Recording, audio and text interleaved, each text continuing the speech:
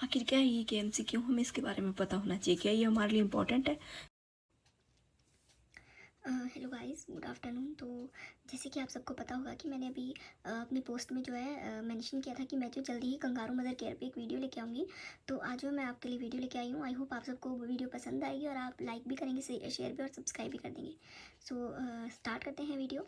तो सबसे पहले जैसे कि बहुत से ऐसे लोग होते हैं, जैसे आपको पता ही होगा कि हम जैसे हॉस्पिटल्स जाते हैं तो हमें पता चलता है कि किसी जो कोई जो वुमन होगी उसकी जो लेबर है या उसकी लेबर जो शुरू होगी या फिर उसकी जो डिलीवरी हो जाती है टाइम से पहले। आपको जैसे पता होगा कि 37 वीक्स का जो है हमारा एक डिलीवरी का पीरियड होता है, जिसमें हमारा बेबी पूरी तरह से मैच्योर हो जाता है, उसके बाद उसको डिलीवर कर सकते हैं। बट सम टाइम क्या होता है कि जैसे जो एक मदर होती है, सम टाइम किसी रीज़न की वजह से क्या होता है कि वो अपना बेबी पहले ही डिलीवर कर देती है, जिसकी वजह से उसको प्रॉब्लम हो सकती है।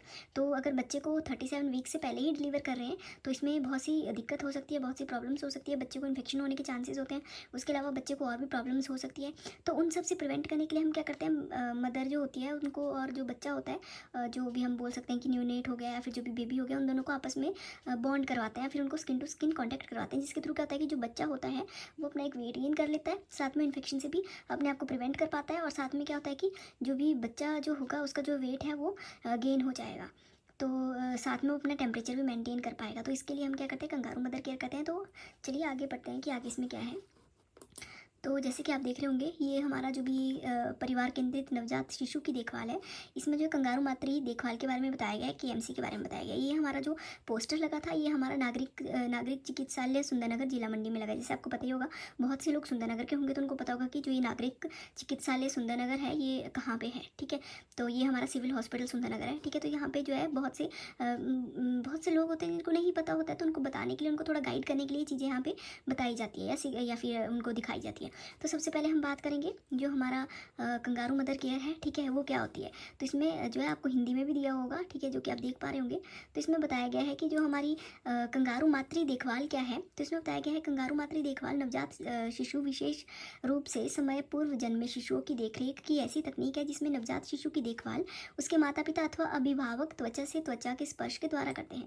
तो इसमें मैं आपको सिंपल सा मतलब बताती हूँ। तो इसमें बताया गया है कि कंगारू मातृ देखभाल वो एक ऐसा प्रोसीजर होता है, या बोल सकते हैं एक ऐसी देखभाल होती है, ऐसी केयर होती है जिसमें क्या करता है कि उन स्पेशली उन बच्चों को दी जाती है जो कि अपने टाइम से पहले ही पैदा हो गए होते हैं। जैसे इसमें लिखा है कि समय पूर्व जन्मे हुए शिशुओं को दी जाती है, और जो ये केयर होती है ये जो है माता पिता के द्वारा दी जा सकती है। उसके अलावा अभिभावक जैसे कि बच्चे के दादा दादी हो गए, उसके अदर कोई रिश्तेदार हो गए, ठीक है, वो स्किन से स्किन कॉन्टेक्ट करवा के क्या करते हैं, इस केयर को देते हैं। तो आपको समझ आ गया होगा, जो हमारी कंगारू मातृ देखभाल होती है वो हमारी एक ऐसी केयर होती है जिसमें मदर और बेबी, या फिर बोल सकते हैं बेबी के जो भी अदर जो भी रिलेटिव्स हो गए उनके उनसे स्किन टू स्किन कॉन्टैक्ट करवा के हम केयर देते हैं। नेक्स्ट इसमें बोला गया कंगारू मातृ सुरक्षा की जरूरत क्यों हमें एक ज़रूरत पड़ती है केएमसी करवाने की। तो इसमें बोला गया है, समय से पूर्व जन्मे बच्चों में ठंडा पड़ने की प्रवृत्ति होती है, जिससे उनके वजन में कमी एवं खतरा होता है। ऐसे में उनका तापमान बनाए रखना अति आवश्यक है। तो इसमें बोला गया है कि जैसे मैंने आपको पहले भी बताया स्टार्टिंग में कि जो एक प्री टर्म बेबी होता है उसमें बहुत सी ऐसी रिस्क होते हैं, जैसे कि उसको इन्फेक्शन होने के चांसेस होते हैं। उसके अलावा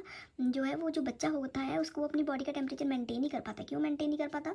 अगर कोई मेडिकल का स्टूडेंट सुन रहा होगा तो उसे पता होगा कि जो बेबी होता है, जो प्रीटर्म बेबी होता है, उसके अंदर ब्राउन एडिपोज जो टिश्यू होता है वो नहीं होता है।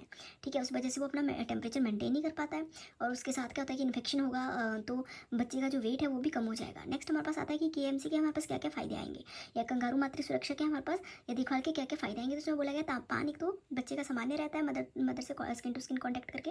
नेक्स्ट जो इन्फेक्शन जो होने के चांसेस होते हैं वो कम हो जाते हैं, और उनका वेट जो है जल्दी गेन करते हैं। इसके अलावा ये एक इजी मेथड है, इसमें कोई एक्सपेंसिव मेथड नहीं है कि हमें बाहर से कुछ आर्टिकल्स लेने पड़ेंगे या बाहर से कुछ नई चीज़ लेनी पड़ेगी जिससे हमें जो है एक्सपेंसिव होगा। तो ये ऐसा इसमें कुछ नहीं है।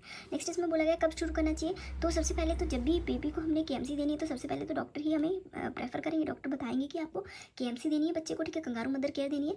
उसके बाद इसमें बोला गया शुरुआत में डॉक्टर एवं नर्स की निगरानी में करनी चाहिए। जैसे हॉस्पिटल में होता है तो सबसे पहले बच्चे को जब भी केएमसी देते हैं तो क्या करते हैं कि जो डॉक्टर और जो नर्सिस होती है उनकी निगरानी में वो पहले हमें सिखाएंगे कि कैसे हमने बच्चे और मदर को केएमसी के बारे में, मतलब केएमसी करवानी है, या बोल सकते हैं कि मदर को कैसे एजुकेट करना है, जिसने भी केएमसी देनी है उसको कैसे एजुकेट करना है। पहले वो उसको एक बार अच्छे से हॉस्पिटल में दिखाएंगे करके कि कैसे करना है, उसके बाद वो घर पर भी इस चीज़ को कर सकते हैं। नेक्स्ट हमारे पास आती है विधि मतलब जैसा हमारा प्रोसीजर हो गया। इसमें बोला गया कि हमारे पास क्या क्या आर्टिकल्स होता है। सबसे पहले तो जो माँ होगी वो आगे से जो उसके कपड़े होंगे वो खुले होंगे, जैसे हम बोल सकते हैं कि गाउन टाइप, ठीक है। जैसे नाइटी होती है वो क्या होती है, आगे से अगर जो नाइटी होगी वो क्या होगी, मतलब कि कट लगा होगा, जैसे बोल सकते हैं ना, फिर उसको जो थ्रेड होता है उसके साथ बांधा जा सकता है। नेक्स्ट हमारे पास आता है बच्चा टोपी मोजे लंगोट पहना हो। जो बच्चा होगा उसने कैप पहनी होगी, ठीक है, मोजे पहने होंगे और साथ में जो भी उसका लंगोट हो गया वो पहना होगा। नेक्स्ट हमारे पास आता है बच्चे को माँ के दोनों वक्ष के बीच में लेटाएं। तो इसमें बोला गया है कि जो बच्चा होगा उसको मदर की ब्रेस्ट के बीचों बीच हमने लेटाना है, ठीक है। बच्चे का सिर इस तरह से रखा हो कि माँ बच्चे को लगातार देख सके। जो बच्चे का हेड होगा वो हमने एक तरफ को टर्न करना है और साथ में जो मदर होगी वो क्या कर सके, बच्चे को कंटिन्यू देख पाए। नेक्स्ट इसमें बोला गया है कि बच्चा माँ की छाती पर पैर फैली अवस्था में रहे और माँ के गाउन या किसी अन्य कपड़े में बच्चे को ढक ले। तो जैसे मैंने आपको बोला कि जो मदर होगी उसने गाउन पहनना है, ठीक है, गाउन या फिर नाइटी टाइप बोल सकते हैं, वो वियर करनी है। और वो जो नाइटी या गाउन टाइप होगा वो आगे से खुला हुआ होगा, ठीक है। तो इसमें बोला गया है कि जो बेबी होगा उसको हमने फ्रॉग लाइक पोजीशन देनी है। फ्रॉग लाइक तो आपको पता होगा जैसे मेंढक होता है, उसकी तरह उसकी जो टांगे होगी दोनों इधर उधर को करनी है, साइड मतलब बाहर वाली साइड को रखनी है। और जो मदर होगी उसको बोलना है कि अपने बेबी को गाउन के साथ ऊपर से ढक लेना है। नेक्स्ट हमारे पास आता है कि जैसे कि आप देख पा रहे होंगे यहाँ पे जैसे आप देख पा रहे होंगे कि आगे से जो कपड़े हैं वो मतलब जो भी गाउन है वो आगे से खुला है। नेक्स्ट हमारे पास आता है विशेष ध्यान देने योग्य बातें। कुछ हमारे पास स्पेशल कंसिड्रेशन है जिनके ऊपर ध्यान देना चाहिए। हमने देखना है जब हम केएमसी दे रहे हैं तो बच्चा सांस ले रहा है कि नहीं ले रहा है, ठीक है। जो बच्चे की धड़कन है वो हमें लगातार महसूस होगी तो वो भी हमने चेक करना है। नेक्स्ट हमारे पास आता है कि हमने ये देखना है कि बच्चे के टेम्परेचर में कोई चेंजेस तो नहीं आया, वो भी चेक करना है।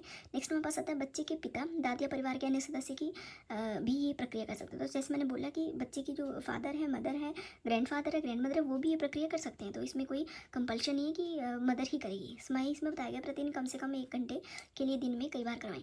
इसमें बताया गया स्मय, ठीक है, कि हम एक दिन में एक कम से भी कम मतलब बहुत बार हम करवा सकते हैं, पर जब भी हम करवाएंगे तो 1 आवर के लिए हमने करवाना है। मतलब 24 आवर्स में हम क्या कर सकते हैं, काफ़ी लंबे टाइम तक भी दे सकते हैं, बट हमारा जो देने का जो एक पीरियड होता है 1 आवर का होगा। 1 घंटे में देंगे, उसके बाद हम बीच में गैप ले सकते हैं, फिर उसके बाद फिर 1 घंटे बाद दे सकते हैं, मतलब 1 घंटे तक दे सकते हैं। नेक्स्ट हमारे पास अब आता है कि आप लोगों को समझ तो आ ही गया होगा कि मैंने जो बताया। So thank you for watching my video. हो सके तो लाइक शेयर और सब्सक्राइब कर दीजिए चैनल को। ऐसे ही इंटरेस्टिंग आगे हम वीडियो को डिस्कस किया करेंगे, ठीक है। So thank you very much.